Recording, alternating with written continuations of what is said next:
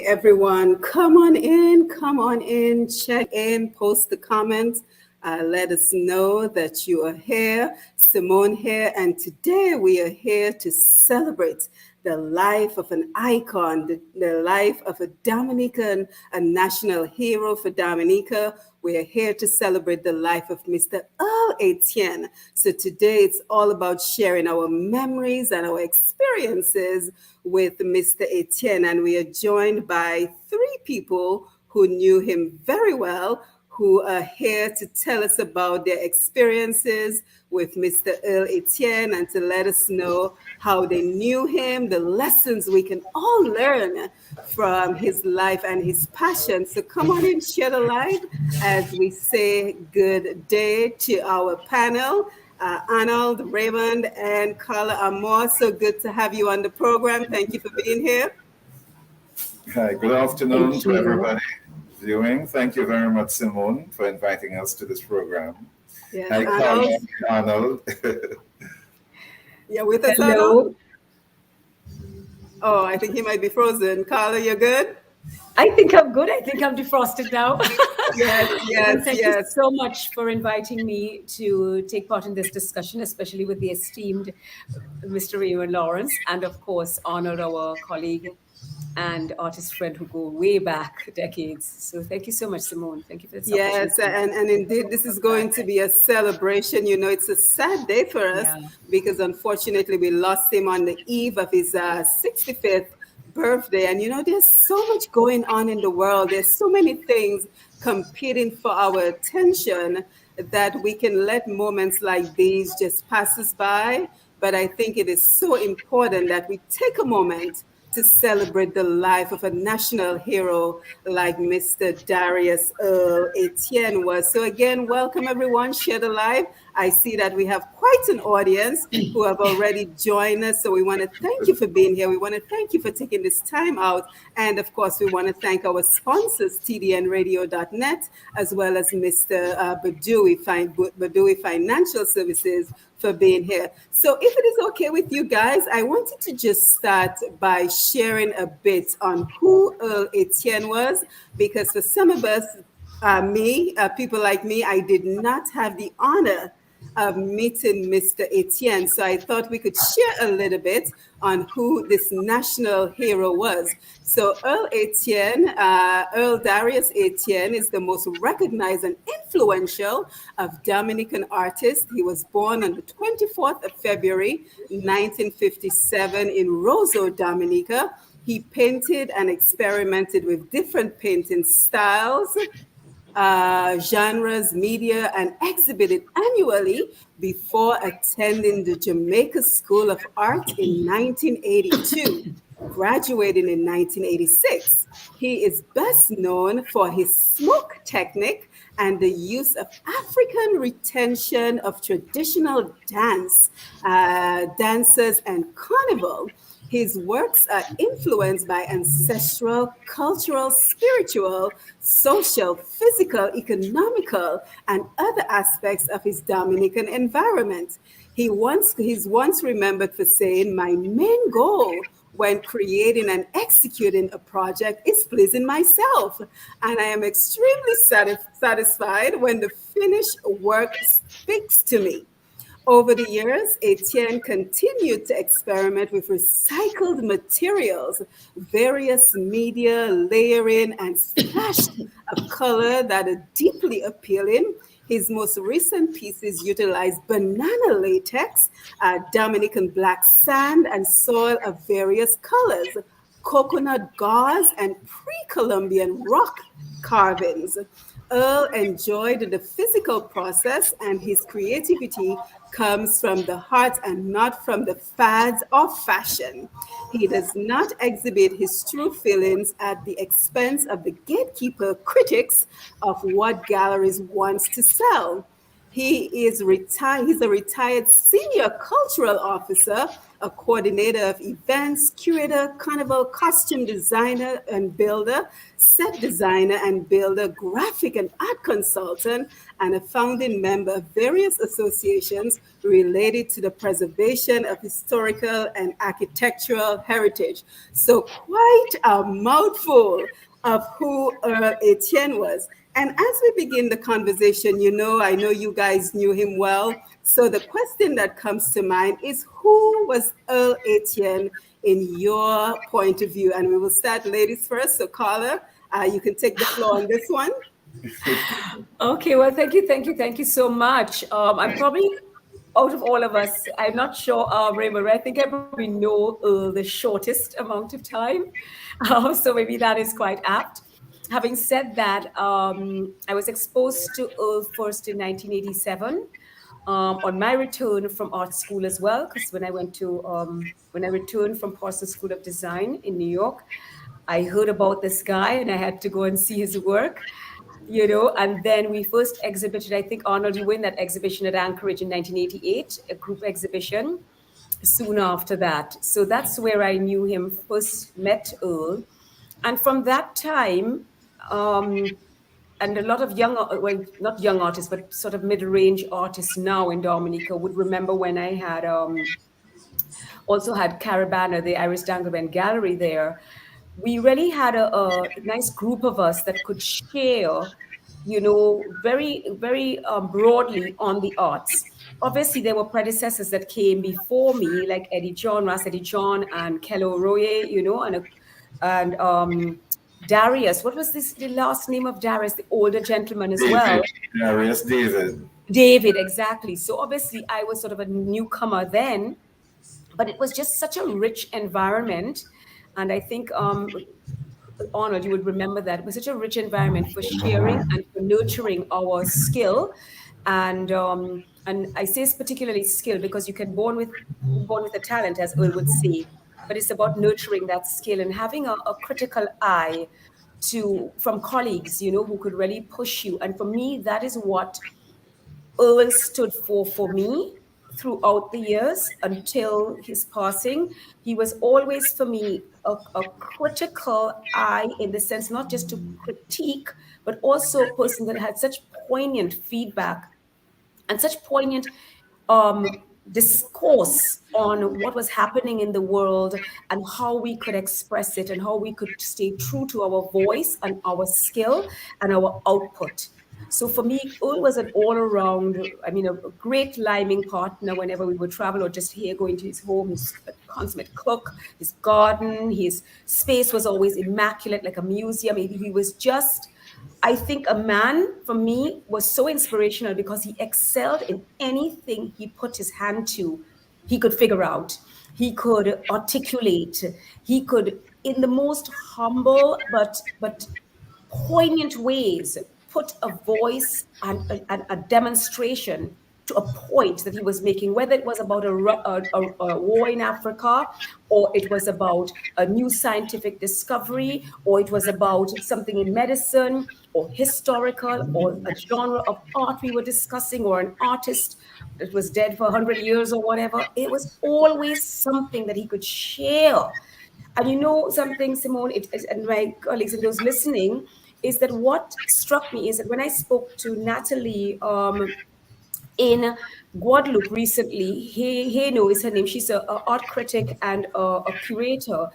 This was some of the points that she made to me that just struck me, wow, because he was such a knowledgeable person. He was so wise and so deep in a laid back, sort of easy, smiley way. So Earl was just so powerful that when he passed and the reality hit me, and I realized it was true, although I knew it was coming because I had discussions with him, it rocked me it is still rocking me to the core. So for me, Earl is just someone I feel like a piece of my heart. Just really a lot of everything to me he was.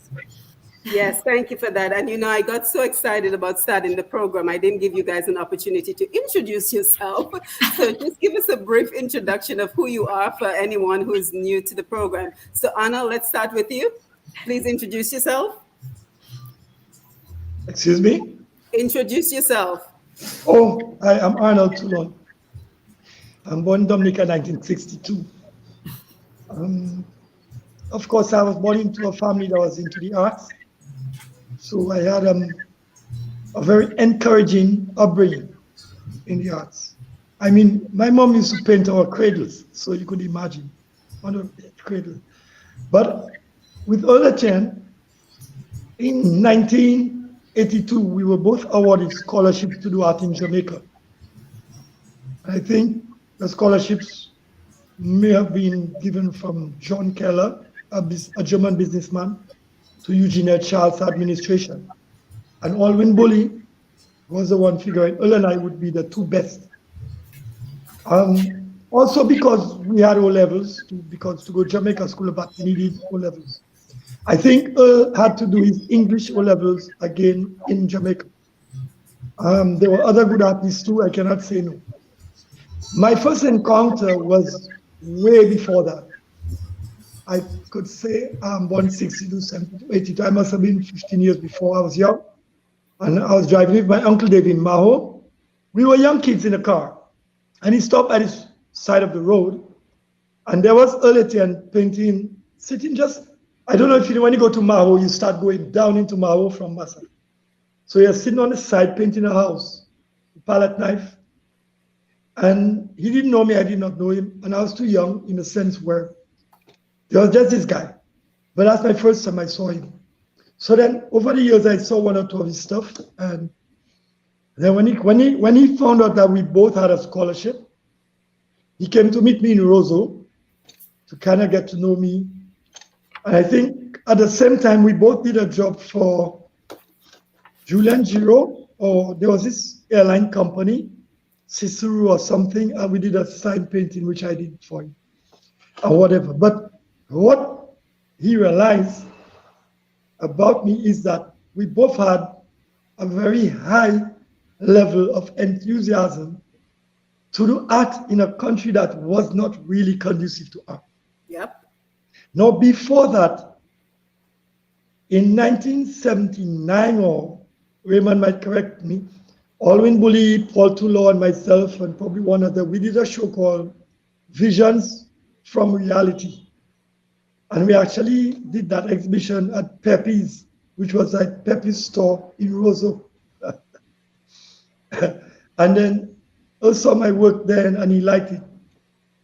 And even then, you know, there was always this thing, because I think amongst the younger artists, we were probably the most, as I said, didactic, enthusiastic. There are a lot of other young artists painting, but you could say Dominica was very discouraging, because my dad was also a good artist too, but in the 50s, 60s, there was no art scene in Dominica. So we got to talking and then discussing stuff. His biggest problem was anatomy, the human figure, and perspective. So he struggled with it to find his own way, but anatomy gave him help. I heard one time he made a comment that art school did nothing for me. But I think that was just Earl talking of his ego. Because Earl had a very strong ego, we cannot lie about that. Very self-centered person, very, very self-centered person. It doesn't make sense to sweeten up the truth about somebody without saying the thing. And in art school, the first thing we do is we have live figures and we study anatomy. We have a skeleton, we have to draw to know the bones, musculature, almost like a medical student. But the point about it is he never stopped learning. Like he never kept himself, like he'd always say, this is good, Earl boy, you good, Earl boy. He talks to himself, Earl boy, yes, Earl. But he never stopped pushing his thing. Now, he was never my mentor as a painter in terms of what he could do. But I found that in terms of his local landscapes, I would say to this day that Earl would have been the best Dominican landscape artist. But he did not too much like that term. He wanted to be recognized as more than just a landscape painter. And he had a very good way of putting abstract art together into a simple context. Like he could take a theme and interpret it with different media. So this is something he discovered as he went along. But I could say the greatest part of his development came from 1982 to 1986 in Jamaica. Because in a school of art, what you have is many teachers. You have facilities, you have printing wheel, you have textiles, you have ceramics and graphics. So there's a lot more at your disposal. Every year we came down from our, let's say, our first year, second year, third year, we did a show together. And we did it usually at the Arak House of Culture. Call it The Experience Volume 1, The Experience Volume 2, The Experience Volume 3. The great thing to understand about Earl was his sense of energy, because I'm a very energetic person myself. I could lie at the warehouse all night and go home, and when people go in and sleep, 5 o'clock, I do a painting inspired by being at warehouse. He is like that. Like, I would go home and when he come back, he has this big painting working on. So he has a lot of focus and a lot of energy, which a lot of young artists could learn from.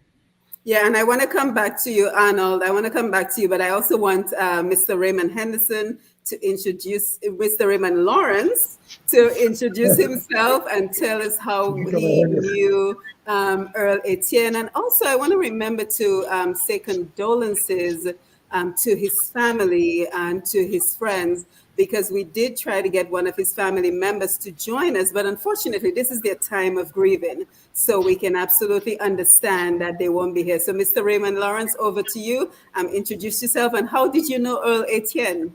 Yes, well, let me say good afternoon again to you and to the panelists, Carla and Arnold. And just to start off by, again, extending sympathies to the family and friends of Earl Etienne. So I have been with the Cultural Division for many, many years, from 1982 actually, and then I became Chief Cultural Officer in 1990. And then I retired the first time in 2014, and then I was recalled in 2017 and remained in the Cultural Division again until last year, 2021. So I have happened to know Earl for many years. Probably over 25 years. I knew him from the early 90s, working at the Cultural Division. So he worked with me through the 90s, the 2000s, up to the time I retired at first in 2014. So I know him very, very well. So he was the officer responsible for art, the cultural officer responsible for art at the Cultural Division. And so he organized and staged many exhibitions. Every year we did at least 3 exhibitions at Cultural Division. But he did his own personal art exhibitions as well at the Old Mill, sometimes at Caribana, and Carla was very much involved in Caribana at the time, and at other areas in Roseau. He was responsible for our overseas art exhibitions. So, for instance, when Dominica was represented at Carifesta, during the years that Earl was there, he would be responsible for the art representation of Dominica at the Carifestas. In fact, up to 2017, he traveled to Barbados to Carifesta there, responsible for the art exhibition. And 2019, he again was part of the Carifesta delegation to Trinidad, him being responsible again for the art presentations there. So we all know Earl to be a very exceptional and outstanding artist extraordinaire. He is so versatile in terms of his styles, his use of various media. His themes, I thought, were always very rootsy in the sense of Dominican and Caribbean themes mainly. So it was obvious that through his work, you could see his love and his passion for life in general, in Dominica and the Caribbean. It reflected very, very sharply and in focus in his work. He did a lot of realistic artwork. He did a lot of abstract artwork. He used different types of materials like strings and smoke, and anything he could experiment with to make it a little more abstract. He would try to include it in his work. He did a number of murals. There was this huge one he did at Massac, for instance, which reflected the massacre that took place in Massac hundreds of years ago. He did a number of murals across the island as well in different parts of Dominica. I know Earl did backdrops as well, beautiful backdrops for some of the events of the cultural division. I know for instance, Cicero Singers, he did painted their beautiful backdrops. I know he did for my dance company, White Kumuli Dance Company. He loved designing costumes and creating costumes as well, a very hands-on type of person. And in particular, he liked working with the Thunderbirds carnival band from Newtown. Almost every year, Earl was part of that band, designing and making their costumes. And so Earl had a particular love for sensei. I mean, apart from the beautiful landscapes and topography of Dominica and the natural attractions, the waterfalls, the rivers, the mountains, the trees, the flowers that he all captured in one way or the other in his work, and the people and the life. He also loved carnival themes, I found, and especially the sensei. The sensei would be reflected a lot in his work. And he loved dance as well. He loved the Kalinago movement. He loved the ballet, the quadrille, the Jinping players.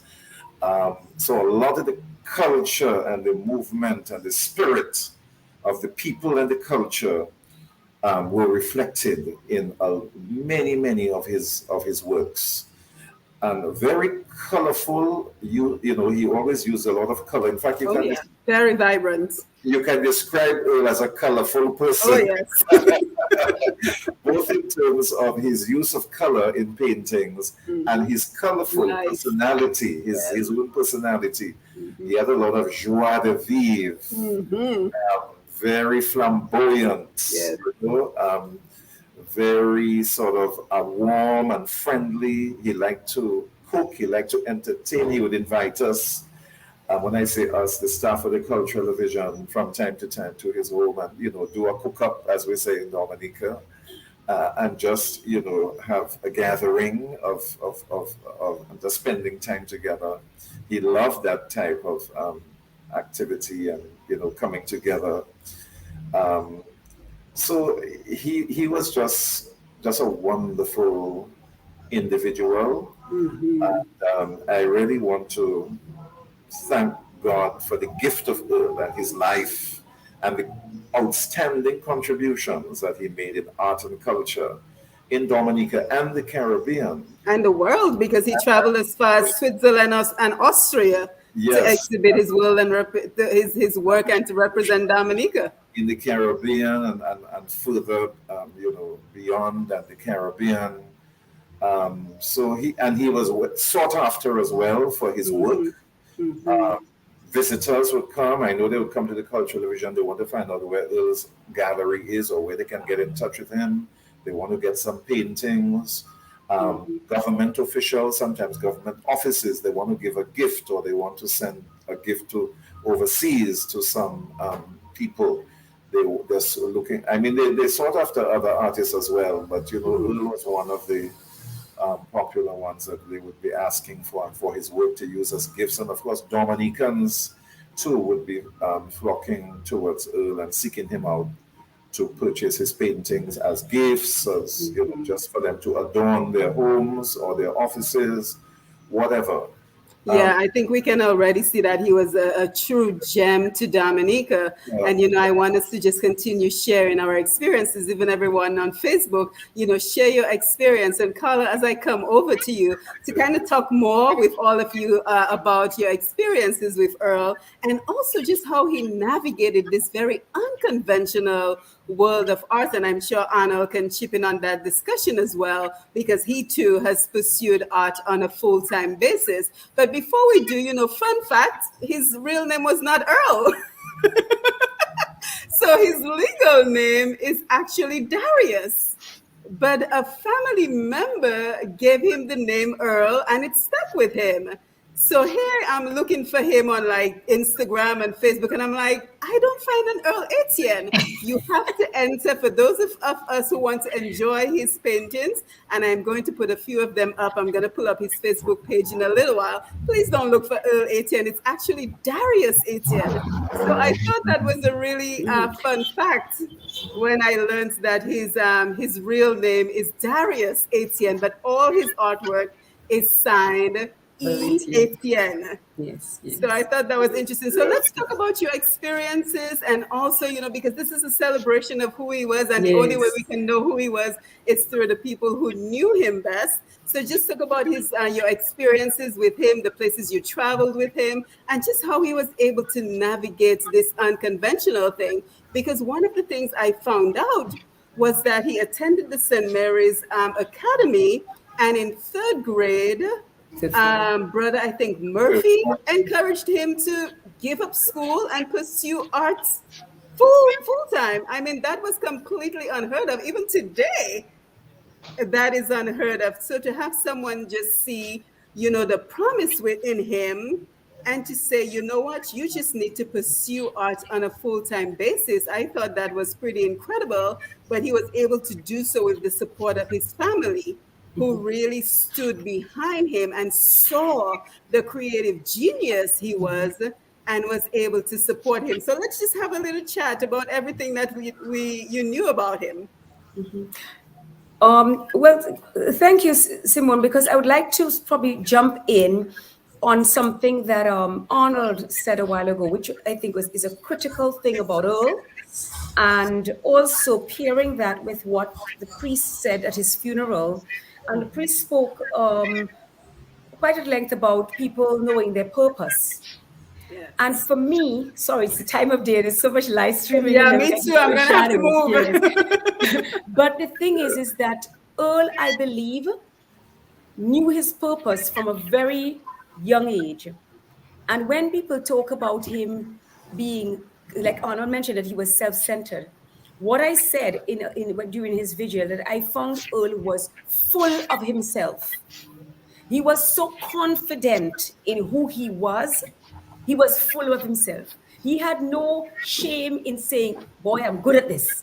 But at the same time, he had no shame in asking a question and saying, boy, look at that now, this and this and this. And we would discuss things at the end. But he was such a confident person. And I think it shows a sense of the amount of how he felt so loved by his family and friends. I mean, all of his family, and he has so many family members, just adored him. And I think maybe that, I don't know, because I didn't know him as a child. And I think that is where it could possibly have come from, that sense of what would come across as being self-centered. But when we talk about being self-centered, some people think of it as being, is slightly negative, but I think it's meant in a very positive way, because he would really big up himself. And I think he also, when I saw him interact with young artists at my gallery, because I actually represented Earl, so I would market his work around the world. I had buyers from around the world that would ask for his work, and we'd have to ship it out, and he could just go and paint. And I was doing the gallery side of things, and he would come in at a certain time during the week, certain days during the week to know. So I knew if people wanted to meet him, then that's when they could meet him. And in particular, he would come in on a Tuesday morning to meet young artists, because we would be able to organize some supplies from some of the buyers in Dominica who would give us a little fund, and we would be able to get supplies for these artists. And then when they did a painting and they sold it, then they would give back some of that money for the fund to go to the next person. And this is something Earl and I developed together. It was actually Earl's idea. And he would come in and he would critique. He would spend a good 3 hours in the morning, obviously with a good cups of coffee, few cups of coffee. And by the end at lunchtime, he would have a Guinness. He loved a Guinness. And he would critique the young artists and really help them. At that time, he was mentoring quite a lot Ellingworth Moses. Some people might be aware of Ellingworth Moses, who started very close with how Earl was doing his landscapes, and then he moved on, a lot of pushing from Earl. But I can tell you something, that he touched a lot of people. Anybody who is into art in Dominica can tell you they went to a workshop of his, or when they had something they wanted to show him, or their child, they needed to do a project, they could go to him. Can you help me out with that? They're getting married, they need something done, a granny, they want a portrait, anything. And for me, this was something, because he was so confident, he could feel open to share. So he was so full of himself. He just was bursting with Earl. It was just amazing. To be around him, you just wanted to soak it up. You just had to take a deep breath. No, maybe I'm biased, because I really, really, really have a very strong bond with Earl. You know, really, he did a lot for me with my work as well. Really always looking at my work and helping me with my work and sort of critiquing, as I said before. But another thing I wanted to say about Earl is that Earl not only had a lot of many bodies of work, which he continuously revisited, yeah, but also he worked in many genres. So he would be, like Arnold said, an astute landscape artist, you know, and I believe, as Arnold said, probably the finest landscape artist, because Earl was not a landscape, I don't want to say it for it to be taken the wrong way. Earl was not a landscape painter, in the sense of take a picture and just paint that picture. He would use the negative spaces, the light. He would use a palette of colors that was his trademark, and use these colors in a way that there was such coherence in his work, because everything had a harmony, because he had so often practiced his art of being an artist of these landscapes. That is why when you look at them, you can drown in them, as opposed to say, oh, that's a pretty painting, eh? When you look at an Earl landscape, and I have one of his early works here that I got in the late 80s year, I believe. I'm looking at it. It's the impasto one with the palette knife Arnold talked about. I have one of these. And I remember buying that from him for $1,800. And I shouldn't say that, because I don't want to come and take it to my house. But you know, maybe about 15 years ago, he offered me $10,000 for it. He wanted it back, because he didn't have many of these, you know, and he didn't really have much of these. But that is because his work, even at that time, there was a sense of resolution to his work, because he was so full of himself that he pushed himself so much. Like Arnold said, he was so prolific. And I've said to you before, to me, he's the Caribbean's Picasso, because he just had so many genres, so many types of work, so many media that he worked in, as Raymond said, whether it was costume design, whether it was set designs and set building, whether it was backdrops, whether it was floats, whether it was costume for your body as well, whether it was painting, whether it was installation, whether it was sculpture. You understand? And within those, he had bodies of work. I mean, it is when I think about it and I look back at his work, it amazes me. And one more thing I wanted to say, that because you asked that question about navigating as an artist, what I want to say as well is that Earl is a consummate businessman. Absolutely. A consummate, I don't know how he did it, but he kept up with his social media. I have not seen an artist to come at it so thoroughly. I mean, yes, artists post about their work, but he will come on it with media, with this, with what year, with whatever it was, what was going on at the time, and he will post his stuff day in, day out, right? He would put his catalogs together. He would have his CDs together. He would have his work in the places where it would be easy to buy. You know, he would have his cruise ship clients coming to him. He had a cruise ship tour to his home. What did he serve them? He served them some beautiful soup, in a local soup that he would make in calabash cups that he got made and carved. Yes. And upstairs of his house, like a museum setup, what he would call things from Lanny Canel, all the old irons that could tell the story of Dominica for the past 150 years. group of artists was his private collection. He could tell them all about the artists, from Eddie John, Arnold, myself, Ellingworth, and then downstairs in his studio, people would see him working. His garden, beautiful garden, they could enter there and just feel enchanted. And all of these things because he recognized that he was a whole package. He wouldn't come there and he wouldn't have his painting jeans on, because that's he wanted to see. He wanted the client to see him as the artist. Now, when he had a show at a vernissage, an opening, he wanted people to see him with his jacket, spruced up. Sometimes he'd still wear the painting pants, but the long ones this time. He wouldn't put on the short pants for the opening because he wanted people now to see him at that level. So when he commanded a certain amount for his work, there was no negotiation going on. You saw a man that meant business. So he covered everything. And then you could sit by the river with him and roast a fish and a breadfruit. And he could talk to a 2-year-old child, a 6-year-old child, the same way he would talk to an ambassador. And I mean, Arnold, you remember we were in Vienna together with Earl. He would sit at the table with the ambassador the same way he would sit with the students in the museum, right? Chatting with them.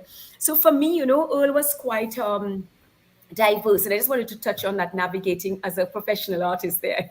Yeah, and I want to come over to you, Arnold, as we continue this conversation, but we must acknowledge everyone who is joining us via Facebook and YouTube Live, and we certainly grateful that you're taking some time out to be here for our celebration of a Dominican national hero, an icon. We like to think of him as the Picasso of the Caribbean because he was a creative genius, and he just described himself as a creative person who enjoyed using his hands to create beauty, to create something that spoke.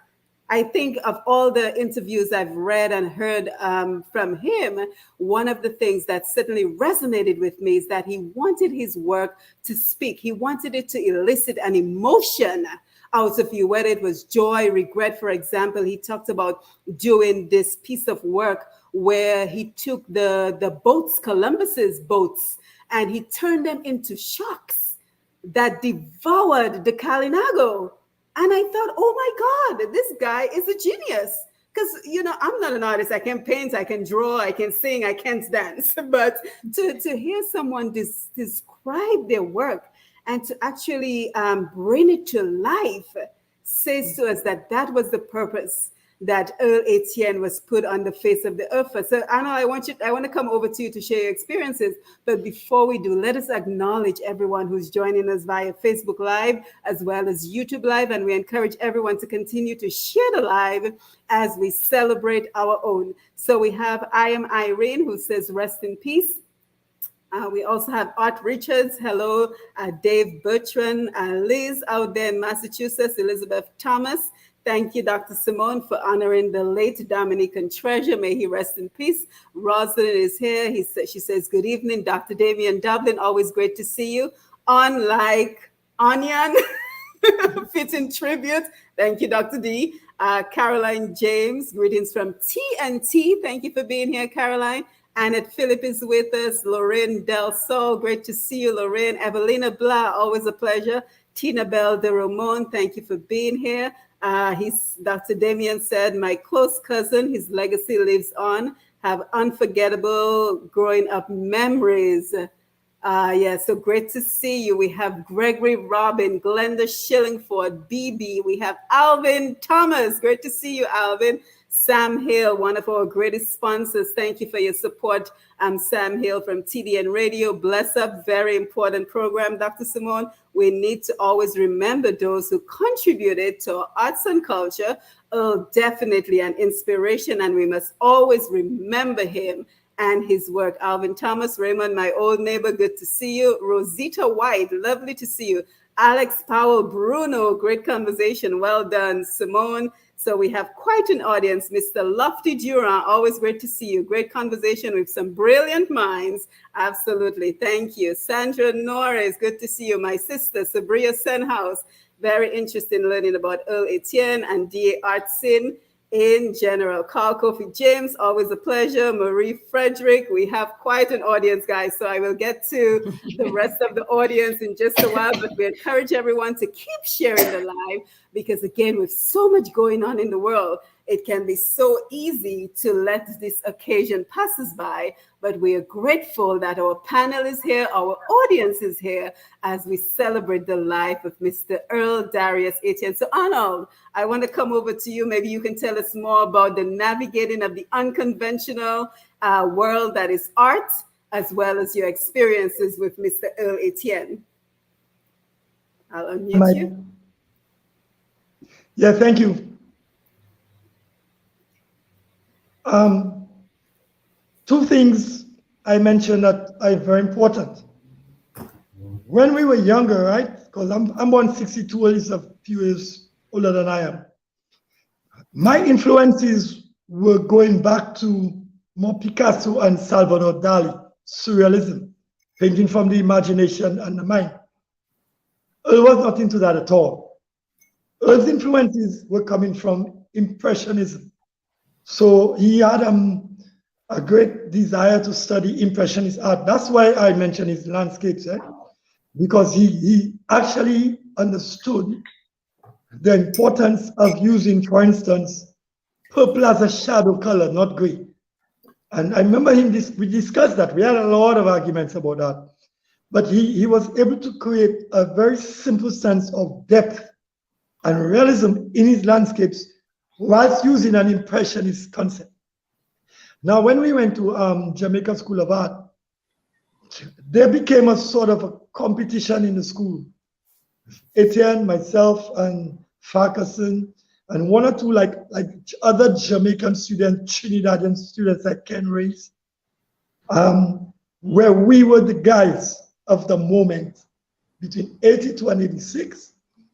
After that, you must hear about Tula and Etienne up to this day at Jamaica School of Art. We raised the bar. But what happened is that he began early to experiment with using fabric. So I remember there's one piece called Apartheid or something, where actually he used two canvases. And in one of them is like he ripped the shape of Africa and used a lot of glue. He loved to use canvas, glue, thread, So that goes to 1983. And he did this piece, which all these years later, I'm seeing he's going back to using the sensei and the cloth and making the horns for carnival. But he had this concept of construction. He likes to construct more than just paint. So here you find a young artist who loves the painting process. I love the results. I paint to see results. I think he just loves to see paint. Paint on canvas. He loves the process itself. But then he found that he also liked to put and challenge the international art market status in terms of creating conceptual art. But the important thing is, before art school, Earl worked as I think they call him a typesetter at a printing house, which was a Chronicle, that was a newspaper. So he had a very strong graphic art background, in graphics, typesetting, setting stuff. So you found in his later work, he could draw on these things.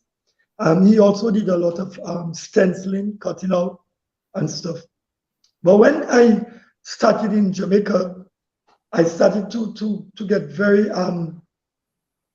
Caribbean expressionist with my work. He was very supportive and started to follow it. So when I came to Jamaica, to St. Lucia in 1994, I had started experimenting with scratching into the canvas, where you don't only have an image, but you scratch out details. And then from that, it started to come out. Because if you notice later on, the art started to take on a concept of pattern. You see it even in the work of Shadi Burton today, where this concept of adding a superficial pattern to the surface was never in Dominican vocabulary in art, never. So I was the one leading that. What Earl would do with anything that he would study is take it to his personal place. So all of us were doing the same thing. We'd take the international art styles and take them to a more Caribbean place. One common thing we all tended to do was use a lot of primary colors. You get strong yellows, strong oranges, strong reds in our work. all across the board. But then when you came to that's a good example where the patterning thing, which I started in Dominica, there's nobody else who started that. The patterning became almost like a different concept, because I was saying to them that I was telling Earl that our art that comes from our Afro-Caribbean and Carib legacy, it is not based on European perspective, where you have just 3 lines and showing depth, this in front, that behind. So we made a big move in the whole Caribbean. We were actually identifying 93, 94, 95, 96. Carl Winston also, because I brought Earl and Carl to Gordon on the first show, because I was asked to recommend who they would take. I went in 93. And then we found that these Guadeloupean artists from Puerto Rico, from Haiti and wherever, they were really ignoring the academy and moving us far away. And so we were part of that great Caribbean movement where we started to initiate what I call, for my own work, more Caribbean neo-expressionism. And I do not know exactly how I would classify these abstractions. We don't like to actually classify ourselves. But I found it expressionistic because I've never been too worried about realism, photorealism. Earl himself, same thing. It was the most difficult for him to do photorealism, for both of us. We wanted to see the brushstroke. We wanted the end product to look realistic, but also to show our emotions, our feelings in our. So I will stop there for now. You can ask and continue. Yes, thank you. Thank you so much, Arnold. And what I want to do, because I think it's important for us to showcase his work, and I want to talk about how we will continue to do so, because I know, for example, he had the Art Asylum, which is his home in Jimmet, that he turned into an art gallery of not just his work, but preserving some of our heritage, some of our, the irons we used back in the day, the furniture we used back in the day, the lime grinder. There was this, back in the day, there was this grinding of the lime that many people were employed with, and he preserved that as well. So as we continue the conversation, let's talk about lessons that you learned from Earl, and lessons that we can pass on, especially to those who are looking to pursue non-conventional careers such as art. So what are some of the lessons? What was his impact on you? So Raymond, I want to come over to you first with that conversation. And as we are talking, I'm going to be sharing some of his artwork. And then, Carla, when we come to you, if we want to talk about some of his techniques that he used as well, I think that is important. So Mr. Lawrence, over to you. Yes. So just to continue with the sort of navigational theme that we were talking about earlier on, and the influence that he had on art, I think, and culture, and on my own life as well, the impressions he left with me. Earl seemed to be a type that wasn't afraid to experiment with things as well. So in terms of the media that he'll be using, he did work with charcoal, he did work with, watercolor, acrylic, oils. I think maybe towards the end, he ended up doing a lot of work in acrylic as well, but he did an experiment with it, all these types. He included in his work, well, of course, he worked on canvas a lot, but you would see wood, you would see paper, fabric, jeans even, recycled items, coconut gauze, banana leaves, and so all included in the work, and sort of revealed and emerging into the work as the years went on. Not afraid to take on huge projects. For instance, I remember we did a huge mural on the wall, which now where the All Saints University is now. Long ago, it used to be the old grammar school. So there's a huge flat piece of wall, and we got funds from UNESCO for a peace mural. The theme of it was promoting the culture of peace, and the mural was actually designed by Alwyn Bully, But then Earl took the lead. Of course, we asked him to take the lead on it, and he wasn't afraid to get the. It's very tall, probably around like 30 feet or something. For he got a couple of artists like Ellingworth and so on to help him, but he wasn't afraid, to get those long ladders and climb up the ladders and were able to do the drawings and the paintings, and that's just one example of the kind of practical, huge undertaking for a very, very large mural, which is much, much larger than, of course, your smaller paintings. But he wasn't afraid to take it on. That was the point. Not afraid to experiment. And that was, of course, the art and, of course, his organizational skills, setting up the amount of exhibitions he set up, I know, for himself, but also for exhibitions of other artists, including his own work, and not just in Dominica, but in the region, for persons who've traveled with a group. Let's suppose you're going out to perform, the kind of work and preparation that takes.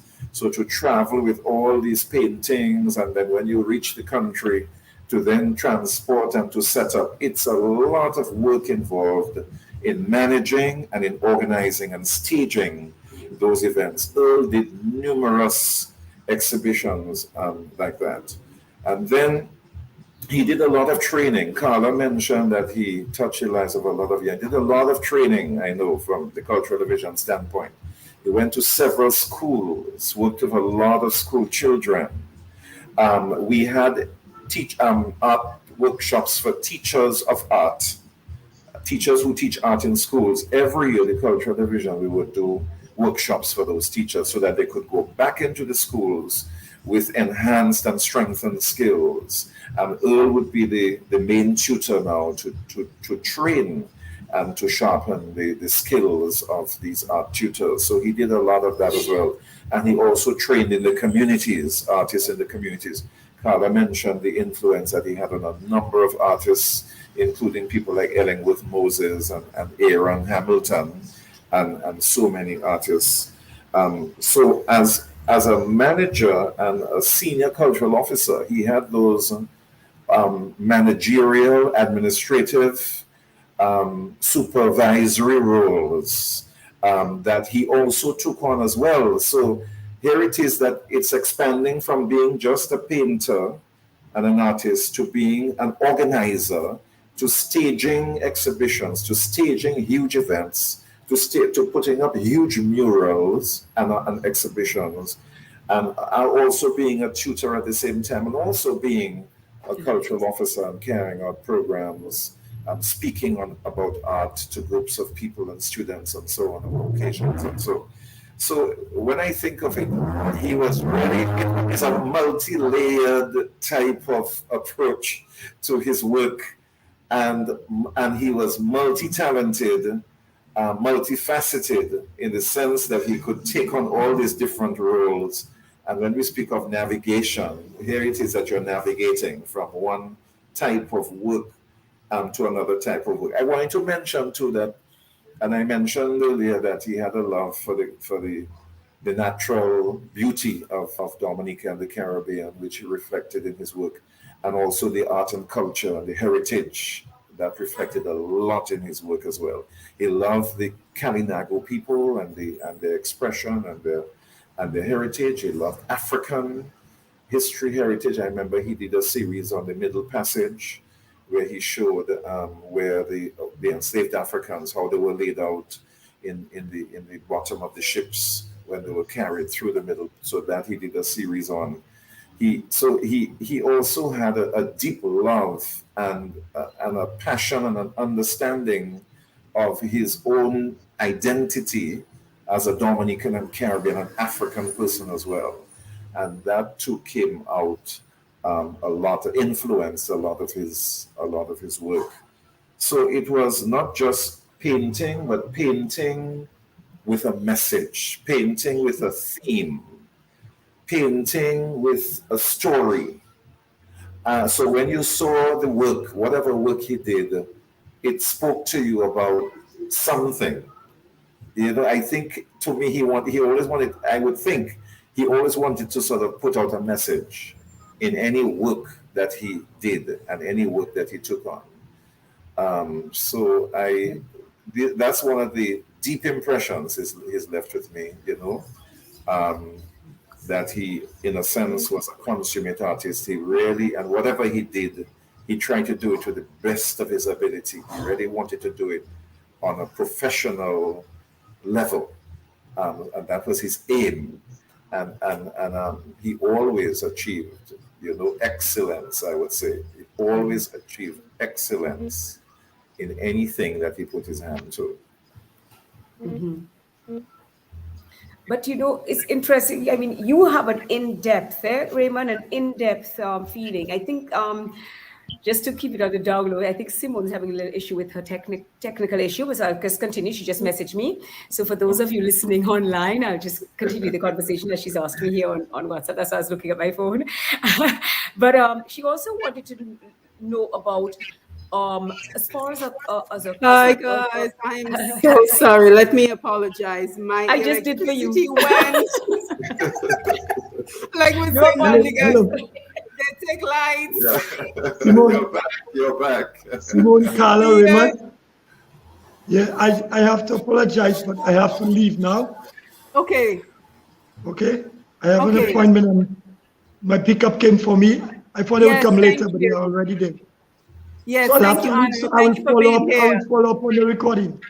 Yes, thank you. Thank you, Arnold. Okay, all right, take care. Yes, let me again apologize. My electricity just hiccuped for a minute and it threw everything off, but we're back. And I'm happy that you guys kept the conversation going. Thank you so much for doing so. Just kind of catch me up. What are we talking about? Well, I was just telling the listeners and the viewers that in your usual professional way, you have already dropped me a WhatsApp to say that you're having technical issues, and then I would just ask Raymond the next question. But Raymond was really going through the list of things that Earl had done in his job as a cultural officer. And I was just going by the question that Simone, you had posed to me on WhatsApp prior to the coming on live, and that you were asking about his particular contribution to art. So we know his contribution to people who loved art in Dominica. And I just felt that this question about his contribution to the artistic landscape of Dominica, in the sense that where do we stand in our creative, artistic, cultural development and positioning within the region and the world, and how would Earl have impacted that? And so I was just going to discuss this with Raymond, because that's what I took from that question. Yes. And what I think is that Earl, although he was very full of himself and he knew that there was more to get out of his work, I still feel that there was a small, and I'm talking from my opinion, not what he said to me, okay? This is from my opinion. I felt there was a small sort of a pullback from him in really blasting out into the world on a much larger scale, because I remember particularly speaking with him, and I said to him, boy, Earl, your work needs to be in Tate Modern in London. Your installations, I can just see you. I mean, you look at his background, like what Arnold was saying, working in the graphics. When I look at the work and I look at the literature around people like the Koonings, the Mark Rothkos, the people of that era who came into the abstract impressionist, Earl has all of those genres plus, and I could just see him just completely taking over a space within an internationally, and I mean, Tate Modern is probably with Metropolitan Museum of Art MoMA, it's probably one of the highest level museum galleries on earth. Mm-hmm. And I could easily see Earl's work on that stage because of what he would bring into that space. I remember when we went to Austria on Artist Exchange, we had 4 Austrian artists and 4 Dominican artists. And we got together and we chose the Dominican artists, and Earl also was really leading the choose. Obviously, he had to be one of them. And there was Arnold Trulo, Elias Nassif, and myself. and then four Austrian artists. And when we went first, we went for 5 weeks in May to get to absorb the culture and see what was going on and see museums. And that's when we spoke to different people. Ambassador, we were speaking with the UN ambassador at the time there, UNESCO ambassador there, and different museum heads who we would meet. We would go, the Austrian artists prepared these trips for us, and just how he was speaking with them and what we were absorbing there. And then fortunately, some of the artists, they allowed us their studios to use in that time, so we could go and have that thinking space. And then we came back home, and we went back up in the September of the same year. And I believe that was 97, or if I'm correct, 98. And then we had a big exhibition. And the exhibition that we had, I think there's some pictures online of it, was at this big place they call the Kunsthal in Vienna. And it is an old opera house. So if you imagine the space of an old opera house, and inside this space where the stage would be, we had this whole space for the 8 artists. And Earl took quite a space of it. I would say of the main floor area, he had maybe a third of that medium space to put on an exhibition, an installation, which he did a series of the more than 21 million. Now, we did a series of works, but within that more than 21 million body of work, he did, as Raymond was saying, with the slaves coming across the Atlantic Ocean. And he was explaining to the people about the slave trade. People had never heard of this, really understood what it meant in Austria. And he was explaining, he felt that he needed to bring that to the Austrian public for them to understand what had happened to us in the Caribbean. And he had big, like a curtain of blue. Yes. And on that, he took the flamboyant pods. Yes. And it's flamboyant pods, or he took the palm, the palm boats, yes, and he slit them, and then he took the flamboyant pod, the seeds, and he painted them white, like wrapped bodies, and he put them in these boats, and then he put a whole set of them dropping down. He glued to the fabric, and then he put a whole set of fabric on the floor that would see the ocean floor, and he put the dead people that had been more than 21 million perished at sea. Now, I tell you this and I get emotional, because apart from that, bringing it so graphically home to people, I'm going to circle back to my point I was making. Imagine a space like the Tate Modern, experiencing that, but also side by side with his large paintings, with the smoke work. So I have even one up here as well, the smoke with the stenciling, which he would have learned from the graphic days at Chronicle. Right? And stenciling, where he would project an image, he would draw an image, he would project it with light, and then draw it many times, and then cut that out.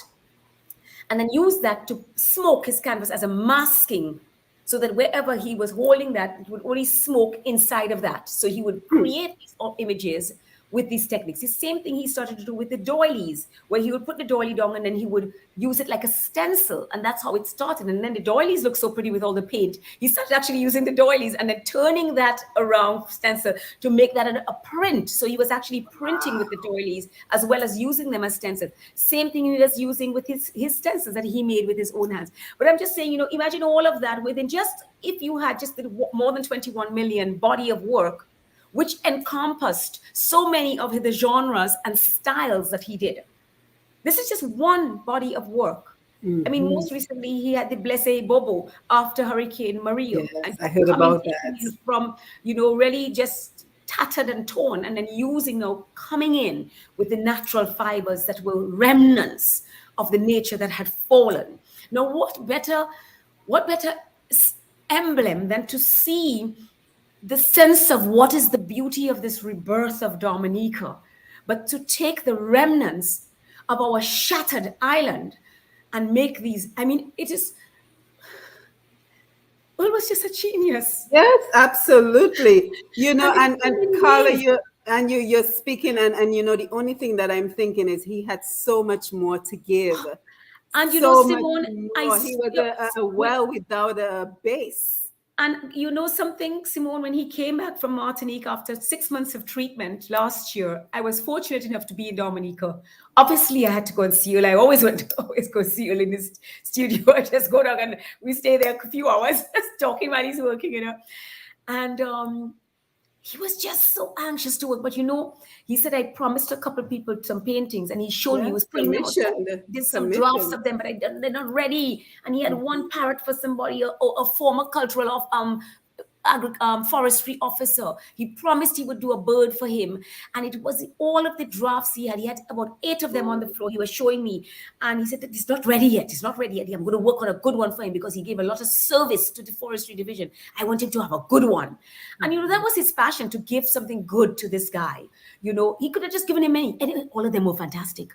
And he said, "What are we talking about? They're great. Can I have them?" And it's just amazing how he gave away his artwork for fundraisings and for different occasions. He was such a giving But when you person. give, you get back. And then That's what he told always me after said. that? He wants to finish these assignments, these commissions, because he has ideas. He used to call me, Madam, I have some ideas where I just bursting in Martinique. I couldn't paint. I come back there, I just want to paint, but I just getting tired now. He wanted to I just was seeing it like as if it was just like bubbling out of him, Yes. So I was excited, and he really felt, oh God, I just 6 months more. If I could just have 6 months more, And in hindsight, it's very sad. But I have to say, Earl gave us so much he gave us, that it really, if he had lived another 30 years like Picasso did, can you just imagine? Oh, yeah. Oh, yeah. So that's why I feel justified when I say like Earl is our Picasso, because absolutely, and a genius at it. But Raymond, I want to come over to you because I think it's so important that as we recognize our national heroes, we think about their legacy. What do you think will be the legacy of Earl Etienne? His work. And when I remember when DBS called me after he died, that was what I said, that his work has now become his legacy. Because Earl has certainly produced, I want to say, thousands of artistic pieces. And I want to say that they're all spread out across the world now. Because the amount of people who have taken Earl's pieces and gone back with them to wherever they live in whatever part of the world. His work is all over the Caribbean, all over Dominica, in offices and homes, and then the actual physical paintings. That's one. The memories of the stunning and outstanding exhibitions that he was able to stage through the years in Dominica, in the region, and beyond. The representation that he gave Dominica as well, on various occasions at various events. And I mentioned Carrie Festa a number of times, and a number of art exhibitions across the Caribbean, several art exhibitions in Dominica. The murals that he has and are still here with us, some of them, as I mentioned, the one at Nassac, the one on the All Saints University, and some across the island. Also the work that he has, the influence he has had on the artists and the children and teachers of art around the country. So when you think of all of that, Earl has an outstanding, he's left behind an outstanding, extraordinary legacy that we have to be very, very thankful for. And on top of that, his generosity. We alluded to that a while ago. Right. Always giving of himself. I mean, yes, there are many things that, of course, he sold, and a lot of his paintings and everything. He made a living he earned a living as well out of his art. But at the same time, he gave a lot away just out of the goodness of his heart, to people, making donations. I know he has given me gifts as well for my 50th birthday. When I was retiring, he gave me another beautiful painting. Both times he gave me beautiful paintings. And he, and I mentioned about him entertaining friends, entertaining family, his co-workers, and so on. And Carla mentioned by the river, and he had things at his home, and other artists. And so in terms of legacy, I mean, there's so many parts to it. Yes. Legacy. Yes. All of it contributing to making a very sort of memorable, extraordinary legacy, and a legacy that we're very, very proud of, and certainly a contribution that we are very proud of as well. And Simone, I see the title of it is Celebrating a National Treasure. And I think that's a great description.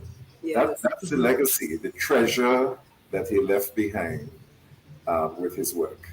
Yes, and as we pull Carla into the conversation as well, let's talk about the art asylum, because I think that has to be a part of his legacy. So how do we move forward now that he's no longer with us? How do we move forward with preserving that? Is there a plan to ensure that the legacy of the art asylum, which if anyone is in Dominica, you can visit it in Jimmy. I plan on going home sometime this year, God willing, if COVID behaves.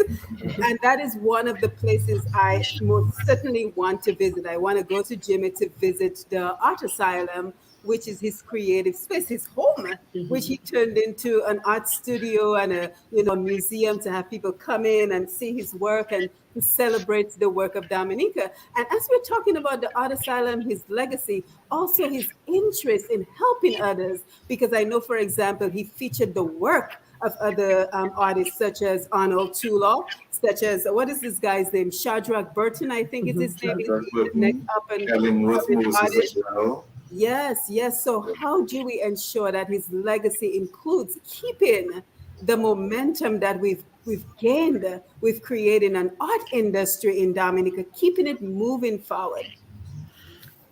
Is that to me? Is that to me? Yes. Well, one thing I would like to say is that I feel that there was a level of frustration for Earl and I think Raymond would agree with me that there was never enough really funding to put Dominica's creativity and artistic development at the forefront that it should be.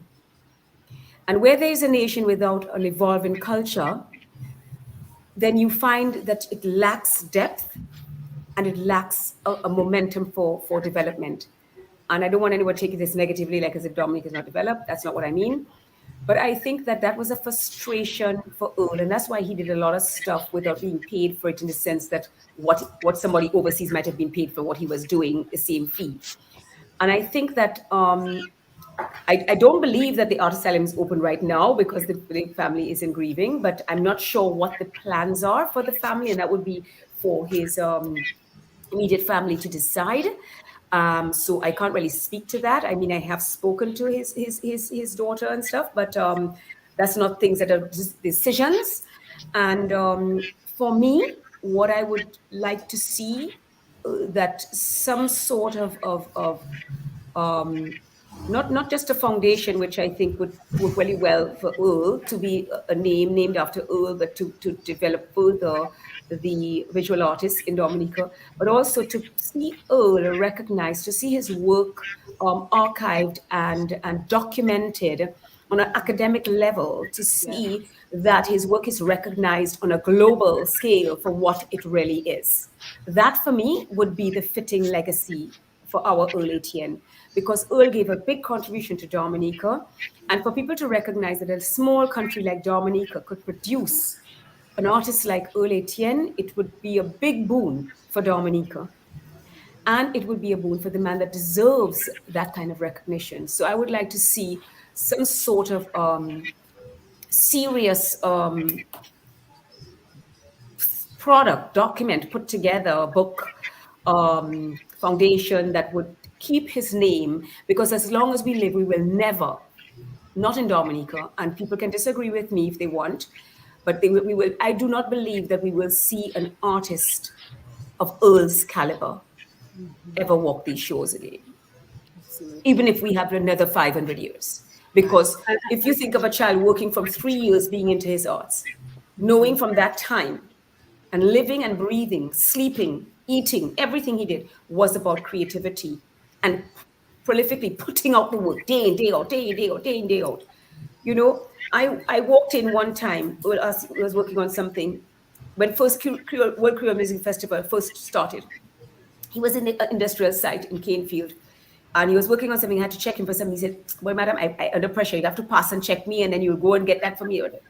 So I went there, and Earl literally had 12 8 foot by 4 foot plywood boards painting at once because he was making two huge billboards for World Creole Music Festival for them to join them. So he had to design it, make the design so he could scan it onto those boards, draw it all out, prime up those boards, get them painted in record time. And you know what an 8x4 looks like? Multiply that by 12.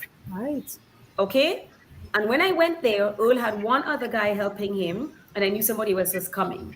There would be times when Orwin would have a play, and Paul Tool on them had to design things, or even before that, and Earl is in a big warehouse, or whether it was at Arawak or anything. Call upon him. This guy was like a magician like that. I remember when we were doing Les Lassos as Miss Dominica. Yes. I had never done a chaperone before. I don't know what I was doing. And then they said about this carnival launch. I was like, launch? I don't know nothing about this launch business. Okay, what? And he said, "Madam, are you crazy, man? Come. I was like, what's all this fuss about? I didn't realize the grandeur that had happened since my day of Queen Show, right? Right. 82 or 84, whenever the hell I went up for Queen 84. And he came overnight. Suki's gave us the yard to use, and we got the fabrics. He said, order this. Go to Harris Fields, get this, and just bring it for me. We brought it there. We brought food. We brought some drink. And Earl just started to paint and organize and design and cut out and this. We came there the next day, and I was just like, what just happened there? And that was the level of how, and Earl literally painted the whole of the Newtown and what is it, Moore and Bruce and all that area. He painted LSS's entire community onto this big backdrop, which all ended into the sea, the beach scene, and into a whale's tail kicking up. This whole truck had been designed. I was just like, I knew he was good, but this one blew me away. And Carla, like that. Yes, I'm happy you mentioned the book, because he actually, from what I've understood, wrote the very first book on art in Dominica. It was his thesis when he went to Jamaica, and it's called Absorb and Create, the introduction of art in Dominica. So I don't know if that book is still around, but it's certainly worth preserving. And I really hope that this is only the beginning of a conversation, that we can somehow get the pictures of his work and make another book, and the lessons that he's learned, because his life was not without adversity. He speaks about coming back from Jamaica and not getting a full-time job for 10 years. But yet he continued to persevere. He continued to do what he needed to do until... Is that the book? No, I'm showing you this book. I don't know if you can see. Yes. Yes, we can. Van Gogh, a retrospective. Do you see this book? Yes. I want one like that for Earl. Yes. I want something like yes. that. Yeah. We need it. So I really hope that this conversation...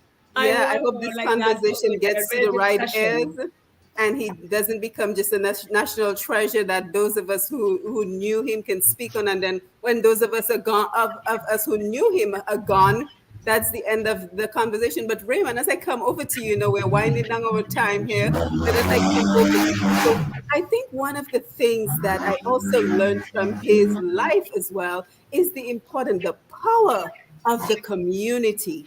So we speak so highly of him, but what he did not do alone. So he talks very highly of Papi Art, of the first set of people who gave him an opportunity to sell his work. those who struggled along with him, the art community in Dominica, including Carla Amor, Arnold Chulo, and just the power of community. So Raymond, as we come over to you, let's just have a conversation about that, how it was a community that really brought the genius that we know as Mr. Earl Darius Etienne, really brought his work to the world. Yes, and as we speak about community, we can start from his community now, Yes. because I know Earl, because he was born and grew up in the Massac area, and he lived in Maho, and that was his area, his community, and in Jimmet, in the latter years of his life. I know for a fact that he had really had a deep love for that set of communities where he was from. He was very, very, apart from Dominica and the Caribbean, and so he was deeply rooted and had a deep love for those areas, in particular Massac, Maho, and Jimmet. And of course, the love of family and community in those areas, I think that was I think it was like his comfort zone, that area there. He would, whenever he goes away, he goes all over the place. But when he comes back to that area of Dominica, Massac, Maho, Jimmet, he comes back to his home and his home community and the people that are so supportive of him in that general area.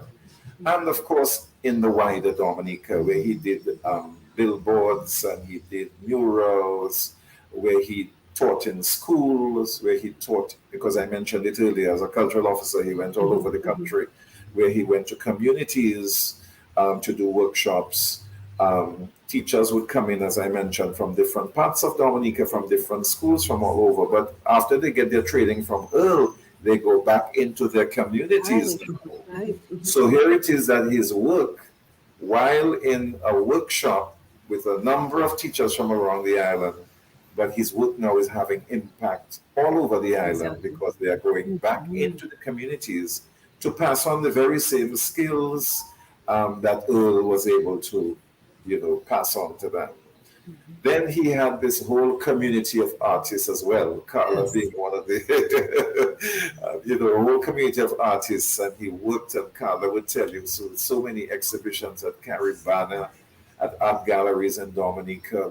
Every time there was a huge project with artists, you'd always find Earl among them as well, either leading or contributing or being part of that artistic development and expression of Dominica, along with his fellow artists. He loved, I think, working with the other artists as well, sharing their skills, their knowledge, their experiences, and just bouncing off each other the kind of experiences and their different visions and views of artistic expression.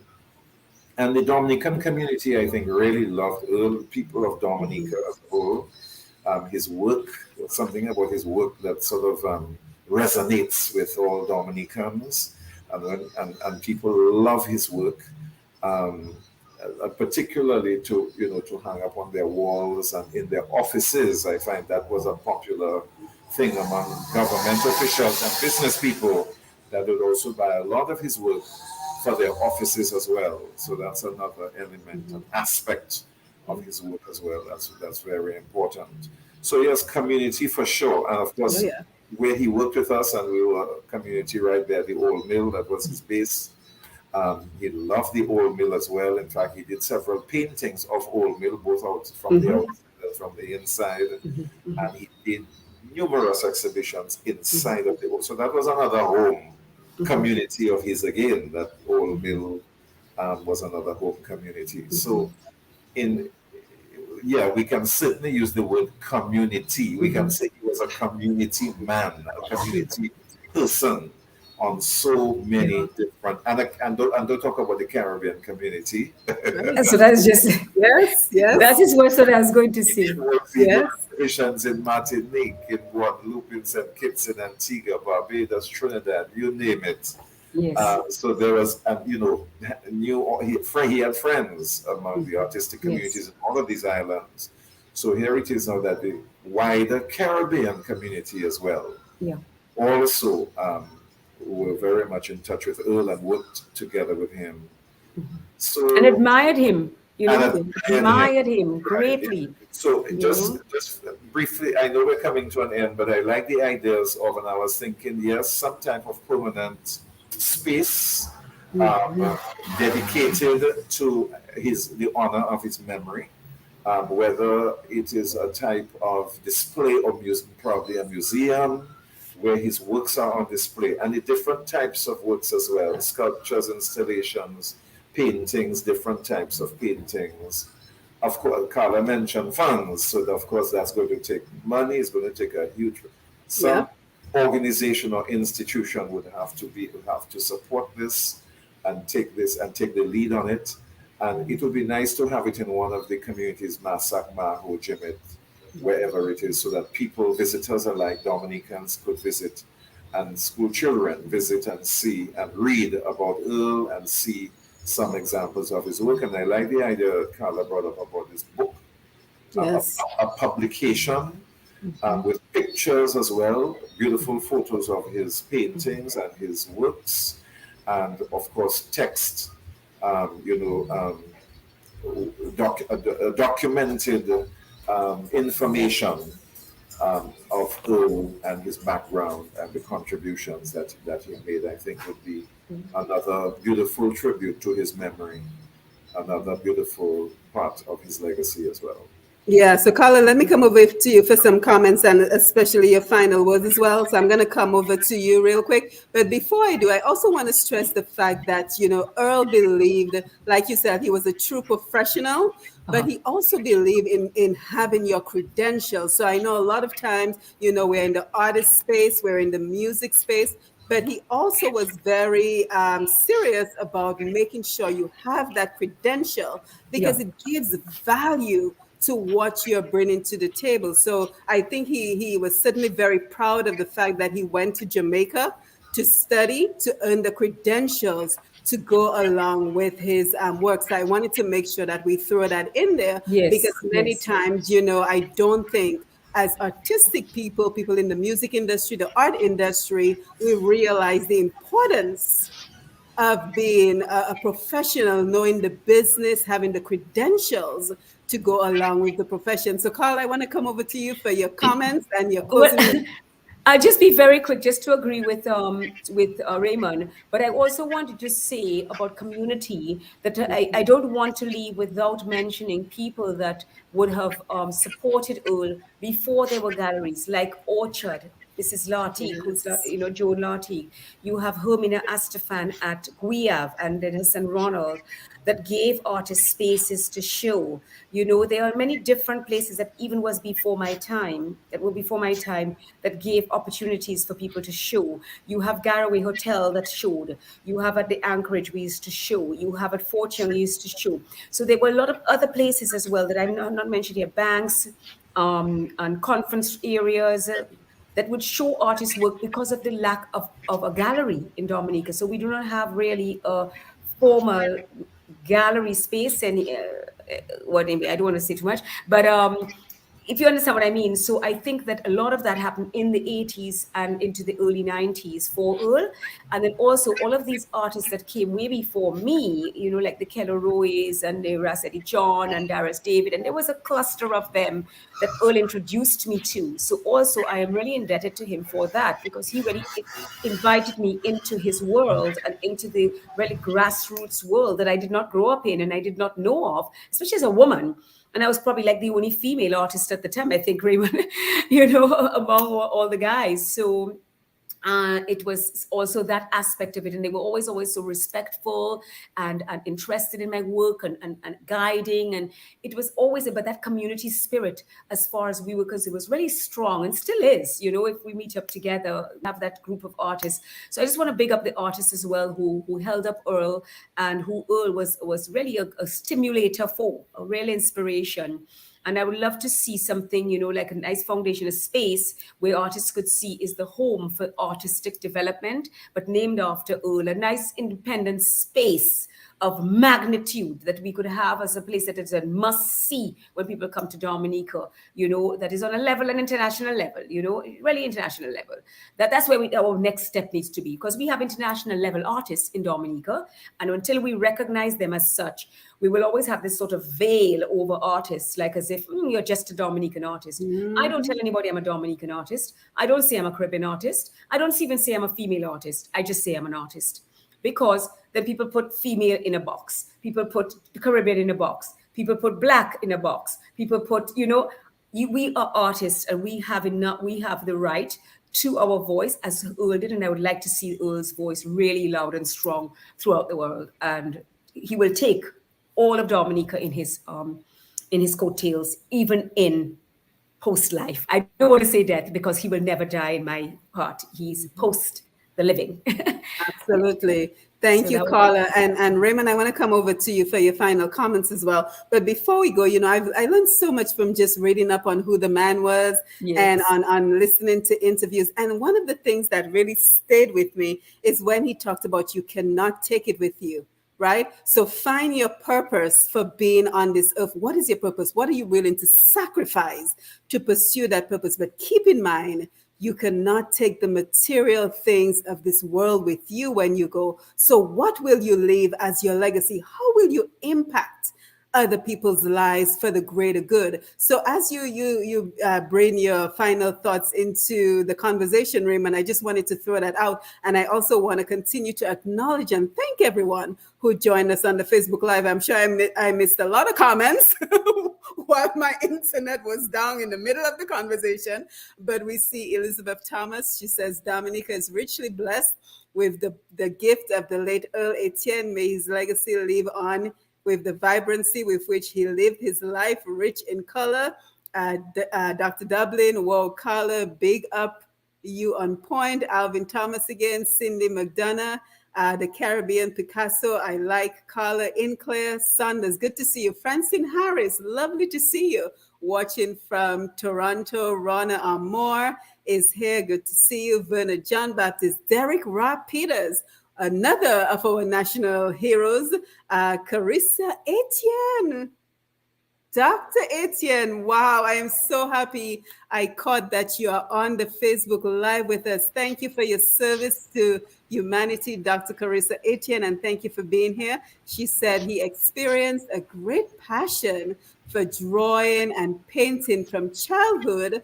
Thanks for doing this in his name. In his early days of an artist, he was greatly encouraged by expatriates. So I think Carla is trying to come back in. Let's bring her in. Peter I'm so sorry. was uplifting. Yes, Carla, give us 1 minute. Peter Etienne, it was uplifting and comforting by listening to Carla and Dr. Simone's testimony, and of course, Raymond and Arnold. Let's see who else we have. Juliet Bardwill, Dorian James, Sabria, my sister says, love it personally. I'm obsessed with patterns in nature. Maybe I have some talent hidden somewhere. I would agree. Would love to see more of Arnold and Carla's work in the future. Heather Durham, speaking of national treasures, the national treasure of Antigua and Barbuda is here. Heather Durham, we're honored that you're on this program. Mrs. Durham actually is the one who created the mural in the Antigua and Barbuda International Airport. She's also the designer of the Antigua and Barbuda National, where the people I've met doing these programs, and we've had the honor of having her on a program with us. So thank you for being here, Mrs. Durham. And she said he really lived his art. So thank you for being here. Rasmo Moses, another one of our creative greats. Earl has a lesson not only for artists, but his work ethic, and his consistency. His approach to people, his friendliness, and connections to artists originally, those he met and sought out both in the Franco and English Caribbean. Earl was a Pan-Africanist and had a progressive political philosophy that he shared through his work, his ambition, and respect for the Kalinago people.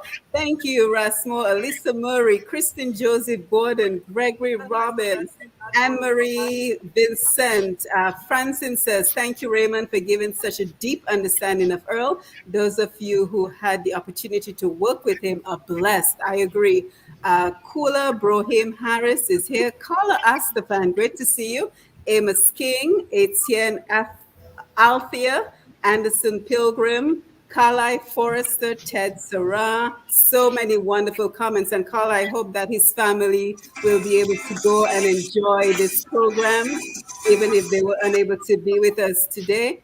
Simi Della is here. Let's see who else. We have to acknowledge our folks and thank them for being here. Han Claire, Ted Sarah, Sandra Norris, Wynant Jones, Carolyn James, Carla says true. Carla Armour, Avril Bertrand. Wow. So we've had quite an audience join us. Paula Bellot and Alvin Thomas says great program, excellent, and great contributions from your guests. So I cannot say how honored we are that you, Raymond Lawrence, Miss Carla Armour, Arnold Tulo, stopped by just to help us to better understand the man, to celebrate his life, and to celebrate his contributions to Dominica. So, Mr. Lawrence, I want to come over to you for your final thoughts. And I will end up with a little story and to follow up on what Carla was saying about the art from Dominica is very outstanding and could stand up anywhere in the world. And sometimes we sort of don't recognize or appreciate our art to that level in Dominica to see that, yes, Dominica's art is comparable with art from the Caribbean, the rest of the Caribbean, and in the world as well. But there was this competition some years ago when I was at Cultural Division as Chief Cultural Officer. There was a company in Trinidad that was preparing a calendar, and on each of the months, they wanted to have a different painting from a different Caribbean island. So January would be one island, February would be another island, and so on. And they were offering $25,000 US per painting that they would choose from each of the 12, because it's 12 months from each of the 12 countries. So when they came to Dominica, Earl organized, along with the other artists, for them to see an exhibition or display of the different types of paintings that were available at the time. And the head of the delegation, and they had a team of people. They got some people from the other islands as well to travel with them to make those selections. They were traveling around the region to look at art across the region. After they had seen the display at the Old Mill, they came to the head of the delegation came to me. He pulled me on the side, and then he said to me that they've been, and I mean, it's not to say, well, we're thinking we're better than anybody else, but this is what the man actually told me, that the art that they saw in Dominica is certainly among the best that they have seen in the entire, in all the islands they've been to. I mean, I was kind of floored, you know. Absolutely. And I mean, they had to choose one painting now out of all what they saw, because there's only one they had to choose from each island. And they chose a painting of Earl. Wow. So Earl, in fact, won that prize from them, and his painting ended up on their calendar. But that's just an example of how Dominica's work is so impressive, and other people from outside of Dominica are also very impressed with the work that the artists in Dominica produce. And this is one beautiful example, I think, of the appreciation of the work of Dominica. So with added push, with added funds, with added promotion for our artists in Dominica, I'm sure if Earl was with us today, he would continue to say, well, let us continue to push art, let's continue to push the artists, let us try to take this as far as we can go, let us showcase Dominica to the world through art and our artists and our cultural expressions. And this is what we have to try to do right now.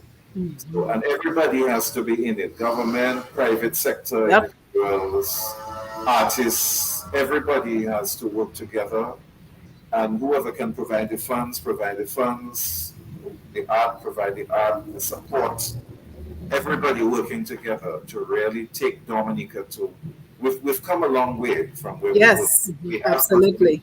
there's been growth, there's been development. So Yes. we must not forget that either. But we can Hmm. still, there's always room for improvement, always room for further growth. And I Yes.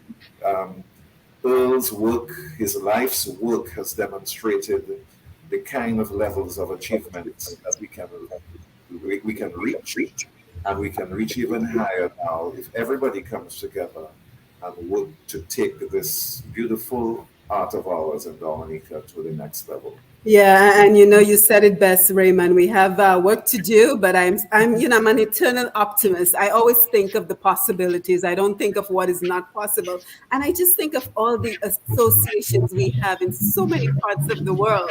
And I always think to myself, why cannot the things that we talk about? Why can't somebody take it on as a project for their association to show that we are reinvesting back into Dominica? We're holding fundraisers to reinvest back in Dominica. So I'm certainly very optimistic of the possibilities, and I know that Earl's memory will come on, will continue. And of course, I'm looking at Carla more. I know she has more to say, and we I, can hear. I want to say something what he just talked about. But Carla, I also heard that Earl made a bad smoked fish. So it's like I've missed out on so much, but I've learned so much in this process. But before I come to you, Carla, let me just take a final few comments, if you don't mind. Avril Bertrand, imagine a dedicated room in a refurbished historical Carnegie Library, a space dedicated art named after Earl in a local library with some artists. Thank you. Han Claire, great closing remarks, Raymond. Sandra, yes, Raymond. Derek, Raw Peters. Please show some love, respect, appreciation, support, and empathy for our artists while they are alive. We should not wait when they are no longer with us physically to say beautiful words. We still have time. So many of us right now rest in power with Jah angels and the ancestors, Bro Earl. Oh, Derek, beautifully said. So, Carl, I can see that you're bursting to say something. So go ahead. I didn't want to close this thing for it to come off like Earl was a saint. Because I can tell you something, Earl had some good arguments. Because when you start a discussion with Earl, you better come with your facts. Because he used to have his facts, okay? He used to have his facts. And you have to, if you see he's curating you, just close your mouth and open your ears and open your eyes and see what he is saying and hear what he is saying well. Right. Shut up your mouth, digest that, chew on it, digest it, and you will see yourself boom. Now, the reason I wanted to say that is because it is Raymond inspired me because he was talking about this curation. Earl could have put 5 of his pieces in front of those people, right? To a calendar, but he would never have done something like that. That's not Earl. Before Earl picks his first piece, I have seen it in exhibitions myself. Anderson Pillory in Barbados said the same thing. Lady Natalie, in her note, I can't say her name is French, he said the same thing. He would put all the artists first. People having trouble doing things, he would hang all of the paintings first, and they say, wait a minute, okay, that's all I can use for mine. And then he would try to fit his work. Yes. He said, oh, what man, madam, I just have to put one piece there, to speak for itself. He was so full, confident, right? He didn't need all the wall space. He just gave him a little space there. He will make something look good. But what I'm saying is that he wouldn't just push himself ahead of other people. He would give everybody their space to breathe, their space to learn and grow. And that is why our artistic environment grew and blossomed so much, I believe, because he had that demeanor about him to help people to grow, to show you how to grow, to push you gently or forcibly. He was no nonsense. If you're not ready to listen to him, go and sleep. Come out, he doesn't have the time to waste. Let him go and do his work. If you want to learn, come under his wing and you fly, So I just wanted to come out there that Earl was he was a genius, everything, but he was also, he was a big smile. But if you knew Earl on a different level, you also understood how deadly serious and committed he was to see his fellow artists bloom and go to a different height. because that's what he was about, going to height after height after height after height. And I think for Earl, we need to continue a space where we can continue to nurture our artists, have regular discourse, regular curation, regular critiques times, whether it's every fortnight, every month. People can bring their work, and then have a beautiful gallery space that can be dedicated for high level exposure to high art in Dominica. Okay? That is what we need. Without noise, without dust, you go inside there and you are transcended into a different world, into a different being. People will just get that sense of peace and aspiration. And that's what we need in Dominica. So I just wanted to close with that. That could be Earl's legacy, to use that impetus to grow our art. Yes, thank you so much. Thank you, Raymond. Thank you, Carla. Thank you, Arnold, who had to leave us a little early.